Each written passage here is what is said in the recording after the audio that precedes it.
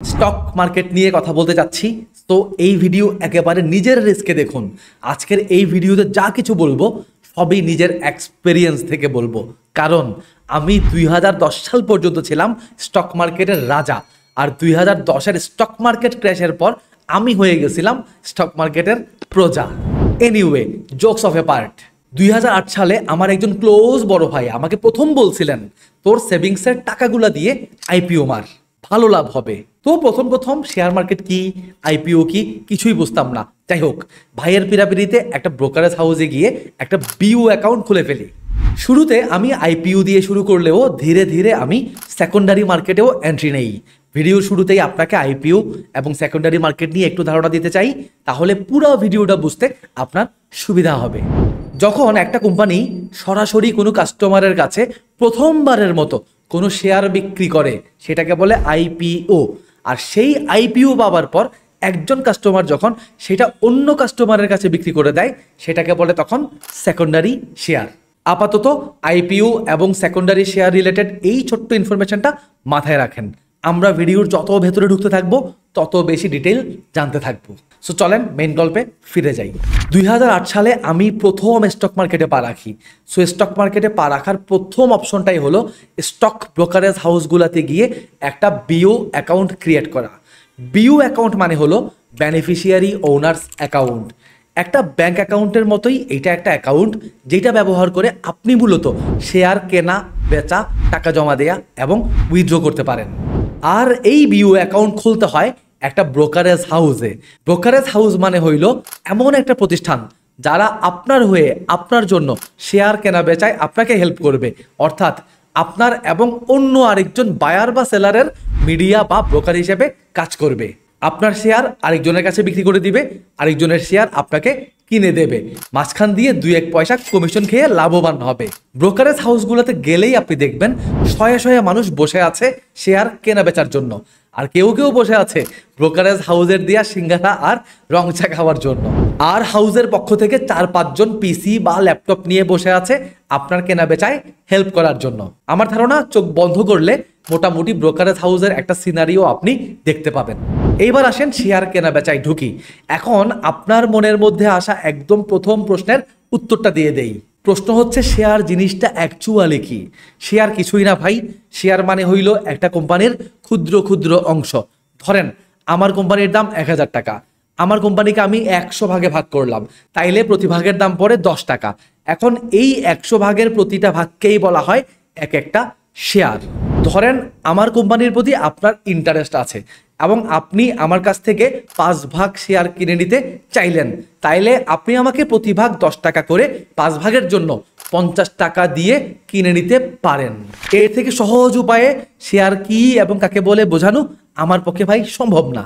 এইটা তো গেল সিম্পল হিসাব, কিন্তু আমরা কথা বলবো একটা কোম্পানির শেয়ার নিয়ে, এবং যেটা অনেক বেশি কমপ্লেক্স। কিন্তু আপনি টেনশন নিয়েন না, আমি খুব যত্ন সহকারে সহজ ভাষায় বোঝানোর চেষ্টা করতেছি। ধরেন এবিসি একটা কোম্পানি, আর আপনি এবিসি কোম্পানির মালিক। আপনি চাইলেন কোম্পানির ক্যাপিটাল বাড়াবেন। এই ক্যাপিটাল বাড়াতে আপনি সিদ্ধান্ত নিলেন কোম্পানির কিছু অংশ মানে কিছু শেয়ার সাধারণ মানুষের কাছে বিক্রি করে দিবেন। ধরে নিচ্ছি কোম্পানির 20% মালিকানা আপনি বিক্রি করে দিবেন। এখন এই 20% শেয়ার বিক্রি করার জন্য আপনাকে প্রথমেই বাংলাদেশ সিকিউরিটি অ্যান্ড এক্সচেঞ্জ কমিশনের কাছ থেকে এনলিস্টমেন্ট নিতে হবে। আর এই অনুমোদন পাওয়ার পরেই আপনি মার্কেটে আপনার শেয়ারগুলা বিক্রয় করতে পারবেন। এইবার দেখি একটা কোম্পানি কিভাবে শেয়ার বাজারে আসে। প্রথমেই একটা ইনফরমেশন দিয়ে রাখি, শেয়ার বাজারের আসলে কোনো ফিজিক্যাল অস্তিত্ব নাই, তবে এইটা একসময় ছিল কিন্তু এখন আর নাই। এখন শেয়ার বেচা কেনা হয় পুরোপুরি অনলাইনেই, মানে ইলেকট্রনিক উপায়ে। আর অনলাইনে বেচা কেনার জন্য আপনি বাংলাদেশে 2টা মার্কেটের অস্তিত্ব পাবেন। একটা হইল ঢাকা স্টক এক্সচেঞ্জ, আর একটা হইল চিটাগং স্টক এক্সচেঞ্জ। এই 2টার যে কোনো একটা স্টক এক্সচেঞ্জ থেকে আপনি শেয়ার কিনতে পারবেন, আবার বিক্রিও করতে পারবেন। একটু বলে রাখি, এর মানে এই না যে শেয়ার বেচা কেনা করার জন্য আপনাকে চট্টগ্রাম বা ঢাকাতেই থাকা লাগবে। আপনি অনলাইনে বাংলাদেশের যে কোনো জায়গায় বসে এই 2 স্টক এক্সচেঞ্জ থেকে আপনার কাঙ্ক্ষিত শেয়ার কিনতেও পারবেন, আবার বিক্রিও করতে পারবেন। এখন আমাদেরকে বুঝতে হবে অনলাইনে আসলে শেয়ার বেচা কেনা হয় কিভাবে। ওই যে শুরুতেই বলছি ব্রোকারেজ হাউসের কথা, ব্রোকারেজ হাউসগুলা স্টক এক্সচেঞ্জের অনুমোদন নিয়ে রাখে এবং তারা অনলাইনে আমার হয়ে আমার শেয়ারগুলা অন্য যে কারো কাছে বিক্রি করতে পারে, আবার অন্য যে কারো শেয়ার আমার নামে কিনতেও পারে। এখানে মূলত ঘটনাটা এইভাবে ঘটে। ধরেন আপনি মেঘনা গ্রুপের 500 শেয়ার কিনবেন। এখন শেয়ার কিনতে আপনার কি লাগবে? অবশ্যই টাকা লাগবে। সো আপনি ফার্স্টে ব্রোকারেজ হাউসের ব্যাংক অ্যাকাউন্টে টাকা জমা করে দিবেন। তারপর ব্রোকারেজ হাউসকে সেই টাকার স্লিপটা দিলে ব্রোকারেজ হাউস আপনার বিও অ্যাকাউন্টে টাকার পরিমাণ অ্যাড করে দিবে। সো আপনার অ্যাকাউন্টে যেহেতু টাকা আছে, আপনি ব্রোকারেজ হাউসের এজেন্টকে জাস্ট বললেই হবে, ভাইজান আমার জন্য অমুক বিও অ্যাকাউন্টে 500 তমুক কোম্পানির শেয়ার কিনেন এত টাকা করে। ব্যাস, আপনি আপনার কথা শেষ করার আগেই দেখবেন তমুক কোম্পানির শেয়ার আপনার নামে কেনা হয়ে গেছে। এখন এই শেয়ার কিনে করবেনটা কি? অপেক্ষা করবেন ভাই, অপেক্ষা। কতদিন? এইটা বুঝতে হলে আপনাকে একটু শেয়ার ক্যাটাগরি সম্পর্কে জানতে হবে ভালো করে। বাংলাদেশে মূলত 4 ক্যাটাগরির শেয়ার পাওয়া যায়: A category, B category, N category এবং জেড ক্যাটাগরি। এ মানে হলো ভালো আর জেড মানে খারাপ। এইটুকু তো আমরা কমন সেন্স ইউজ করেই বুঝতে পারতেছি। তারপরে চলুন ক্লিয়ার করি টোটাল ব্যাপারটা। এ ক্যাটাগরি মানে সেই সকল কোম্পানিকে বোঝায় যারা কোম্পানির অ্যানুয়াল জেনারেল মিটিং করে টাইম মতন এবং লাস্ট বছরে মাস্ট 10% বা তার থেকে বেশি ডিভিডেন্ড ঘোষণা করে। ডিভিডেন্ড এইটা আবার কি? এইরকম কিছু মাথায় আসছে? ডিভিডেন্ড মানে হলো লভ্যাংশ বা লাভের অংশ।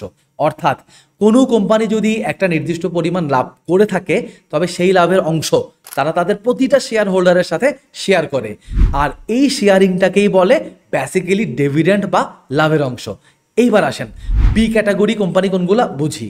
বি ক্যাটাগরি শেয়ার মানে হলো যেই কোম্পানি রেগুলার বেসিসে জেনারেল মিটিং করে ঠিকই, কিন্তু লাস্ট ইয়ার কম করে হলেও 10% ডিভিডেন্ড ঘোষণা করতে ব্যর্থ হয়েছে তারাই। এন ক্যাটাগরি কোম্পানি মানে হলো যেই সকল কোম্পানি নিউলি স্টক মার্কেটে এনলিস্টেড হয়েছে তারা, অর্থাৎ নিউ ইকুয়াল টু এন, অর্থাৎ এন ইকুয়াল টু নিউ। আর জেড ক্যাটাগরিকে মার্কেটে বলা হয় জাঙ্ক শেয়ার। যেই শেয়ার পচে গলে নাই হয়ে গেছে সেটাকেই বলে জেড ক্যাটাগরি শেয়ার। এরা এজিএমও করে না, ডিভিডেন্টও দেয় না এবং অনেকদিন ধরে লসের টাকা গুনেও আসতেছে। এই টাইপ কোম্পানিকে আমরা বলি সাধারণত জেড ক্যাটাগরি শেয়ার। শেয়ারের ক্যাটাগরি বুঝে গেছি, বাট স্টিল আমার প্রশ্নটা এখনো রয়ে গেছে। প্রশ্নটা ছিল শেয়ার কেনার পর আমরা আসলে করবোটা কি?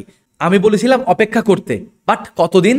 এ ক্যাটাগরি শেয়ারের জন্য T+2 দিন, মানে যেই দিন শেয়ার কিনবো সেদিন প্লাস আরো 2 ওয়ার্কিং ডে অপেক্ষা করতে হবে। আর এই T+2 দিনে বেসিক্যালি একটা শেয়ার ম্যাচিউর হয় বিক্রির জন্য। আর একটু ক্লিয়ার করি, ধরেন আপনি আজ গ্রামীণ ফোনের কিছু শেয়ার কিনলেন। এখন আপনি চাইলে অনেক টাকা লাভ পেলেও এই শেয়ার কি বিক্রি করতে পারবেন? না, আজকে পারবেন না। এই শেয়ার আরেকজনের কাছে বিক্রি করে দেওয়ার জন্য আপনাকে অপেক্ষা করতে হবে T+2 দিন। আশা রাখি এইবার আপনি ক্লিয়ার। একইভাবে বি ক্যাটাগরি এবং এন ক্যাটাগরি শেয়ারের জন্যও T+2 দিন অপেক্ষা করে তারপর আমরা চাইলে সেই শেয়ারকে অন্য কারো কাছে আবার রিসেল করে দিতে পারি। আর জেড ক্যাটাগরি শেয়ারের ক্ষেত্রে অপেক্ষা করা লাগবে T+3 দিন। যেহেতু আমরা কেবলমাত্র এন ক্যাটাগরি বা নিউ ক্যাটাগরি শেয়ারের কথা বললাম, তার মানে এখান থেকে ক্লিয়ারলি বোঝা যাচ্ছে মার্কেটে নতুন এবং পুরাতন 2 ধরনের শেয়ারই পাওয়া যেতে পারে। চলেন গল্পটা আরেকবার শুরু থেকে শুরু করি। শুরুর দিকে আমি বলছিলাম একটা কোম্পানি যদি মার্কেটে তার শেয়ার বিক্রি করতে চায় তবে তাকে Bangladesh security and exchange commission থেকে অনুমোদন নিয়ে আসতে হবে। মূলত এই অনুমোদনটা নিয়ে কোম্পানিগুলো প্রথমবারের মতন মার্কেটে যেই শেয়ার বিক্রি করে সেটাকে বলে আইপিও বা ইনিশিয়াল পাবলিক অফারিং বা সহজ ভাষায় প্রাইমারি শেয়ার। এই শেয়ার বিক্রি করার জন্য কোম্পানি সাধারণত পত্রিকা বা ওয়েবসাইটে বিজ্ঞপ্তি দিয়ে থাকে, আর সাধারণ মানুষ সেই বিজ্ঞপ্তি দেখে আইপিও কেনার জন্য আবেদন করে। একটু মাথায় রাখবেন, আপনি চাইলেই কিন্তু আইপিও কিনে নিতে পারবেন না, কারণ আইপিও দেয়া হয় লটারির মাধ্যমে নির্দিষ্ট সংখ্যক লোককে, যেখানে আবেদন পরে কয়েক গুণ বেশি। এইবার আসি আইপিওর দাম দর কেমন হয়। সাধারণত আইপিও একটা বান্ডেল হিসেবে বিক্রি হয়। হতে পারে 500 শেয়ার থাকবে এক বান্ডেলে এবং প্রতি শেয়ারের দাম 10 টাকা করে। তাইলে একজন ব্যক্তিকে এক বান্ডেল আইপিও কিনতে 5,000 টাকা প্রদান করতে হয়। অনেক সময় দেখা যায় কিছু কোম্পানি থাকে যারা 10 টাকার থেকেও কিছু বেশি টাকা নিয়ে থাকে শেয়ার বিক্রয় করার সময়। এই ধরনের শেয়ার প্রাইসকে বলে প্রিমিয়াম প্রাইস। এটা হয় শুধুমাত্র সেই কোম্পানির ক্ষেত্রেই যার মার্কেটে ভালো সুনাম রয়েছে এবং যেই কোম্পানির শেয়ারের দাম ভালো ওঠার সম্ভাবনা রয়েছে। শেয়ার তো লটারিতে পেয়ে গেলেন, এইবার কি করবেন? এই শেয়ার তো বিক্রয় করতে হবে, তাই না? আপনি অলরেডি জানেন শেয়ার ক্রয় বিক্রয় হয় মূলত ব্রোকারেজ হাউসে। ব্রোকারেজ হাউসে আপনার নামে যেই বিও অ্যাকাউন্ট রয়েছে সেই অ্যাকাউন্টের বিপরীতেই মূলত আপনি আইপিওটা পেয়ে থাকেন। আইপিও আপনার অ্যাকাউন্টে জমা হয়ে গেলে একটা নির্দিষ্ট সময় পর, এই ধরেন 1 মাস পর থেকেই আপনি চাইলে সেই আইপিও বাজারে বিক্রয় করতে পারবেন। বাজারে মানে হলো শেয়ার মার্কেটে, তবে অবশ্যই থ্রু ব্রোকারেজ হাউস। এখন কথা হলো কার কাছে বিক্রি করবেন। বাজারে আপনি যেমন বিক্রেতা, তেমনি সেখানে আপনার মতো অনেক ক্রেতাও রয়েছে। আমরা গল্পের শুরুতেই বলছি, অনেক অনেক মানুষ ব্রোকারেজ হাউসে এসে বসে থাকে, কেউ শেয়ার কিনে, কেউ সিঙ্গারা খায়। তো তাদের মধ্য থেকেই যারা ওই স্পেসিফিক কোম্পানির আইপিও বা শেয়ার হোল্ডার না, তারা কিনে নিতে পারে। অথবা বাজারে আপনি যেমন বিক্রেতা, তেমনি সেখানে আপনার মতো অনেক ক্রেতাও রয়েছে, আর তারা আর কেউ নয়, সেই ব্যক্তিবর্গ তারাই যারা আপনার সাথে আইপিওতে অ্যাপ্লাই করেও আইপিও পান নাই। অথবা ওই যে আমরা গল্পের শুরুতেই বলছিলাম, ব্রোকারেজ হাউসে এসে আরও অনেক মানুষ বসে থাকে শেয়ার কেনা বেচার জন্য অথবা সিঙ্গারা খাওয়ার জন্য। সো বেসিক্যালি তাদের মধ্য থেকে কেউ না কেউ আপনার কাছ থেকে সেই প্রাইমারি শেয়ারটা কিনে নিতে পারে। এইখানে আপনি হচ্ছেন ফার্স্ট হ্যান্ড বা প্রাইমারি শেয়ার হোল্ডার। এখন আপনার কাছ থেকে যখন এই শেয়ারটা অন্য হাতে চলে যাবে, সেটা হয়ে যাবে সেকেন্ডারি শেয়ার, এবং যেই মার্কেটে বিক্রি কিনি হবে সেটা হয়ে যাবে সেকেন্ডারি মার্কেট। আপনি তো কিনেছিলেন 10 টাকা করে, কিন্তু বিক্রয় করবেন কত করে? এই ব্যাপারটা ডিপেন্ড করে অ্যাকচুয়ালি ডিমান্ড এবং সাপ্লাইয়ের উপর। ধরে নিচ্ছি কিছুদিন পরই ওই কোম্পানির অর্থ বছর শেষ হবে। এখন অর্থ বছর শেষ হলে প্রত্যেকটা কোম্পানি কিছু বোনাস দিয়ে থাকে শেয়ার হোল্ডারদের। এখন একজন প্রাইমারি শেয়ার হোল্ডার হিসেবে আপনি ভাবছেন আপনি বোনাসটা নেবেন, এবং যিনি সেকেন্ডারি মার্কেটে ওই শেয়ারটা কিনতে চাচ্ছেন উনিও ভাবছেন এই কোম্পানির বোনাসটা নিতে পারলে বেশ ভালোই হয়। তাইলে এইদিকে আপনি বোনাসের আশায় এই শেয়ারটা বিক্রি করতে চাইবেন না, আর ওইদিকে বায়ার বোনাসের আশায় এই শেয়ারটা কেনার জন্য লাফালাফি করবে। সো ওই স্পেসিফিক শেয়ারটার ডিমান্ড বেড়ে গেল এবং সাপ্লাই কমে গেল, যার ফলে শেয়ারের দাম সাই সাই করে বাড়া আরম্ভ করলো। মূলত শেয়ার বাজার কোনো রকেট সায়েন্স না, এই মার্কেটটাও সাপ্লাই এবং ডিমান্ডের ফলেই ওঠানামা করা একটা মার্কেট। যদি কেউ শেয়ার মার্কেটে ইনভেস্ট করতে চান, আপনাকে আমি সাজেস্ট করব শুরুটা করুন শ্যাডো প্র্যাকটিসের মাধ্যমে। বলছি কিভাবে। একটা নোটবুক নিন, ওখানে লিখে ফেলুন আমার হাতে 1 লাখ টাকা আছে, আগামীকাল মার্কেট চলাকালীন সময়ে আমি মার্কেটের বর্তমান দর অনুযায়ী নিজের মন মতো 50,000 টাকার শেয়ার কাগজে কলমে কিনে ফেলবো। কিভাবে? কাগজে কলমে মানে মনে মনে। তারপর সেটা সেই নোটবুকে টুকে রাখুন। মনে রাখবেন শেয়ার কেনার ঠিক 2 কার্যদিবস পরেই আপনি শেয়ার বিক্রয় করতে পারবেন, আর এটাকে বলে শেয়ারের ম্যাচিউরিটি ডেট। এইবার 2 দিন পর দেখুন আপনার শেয়ারের প্রাইস কেমন। যদি দাম বাড়ে সেল করে দিন, তবে কাগজে কলমে, এবং লাভের টাকাটা 1 লাখ টাকার সাথে যোগ করুন, এটাও কাগজে কলমে।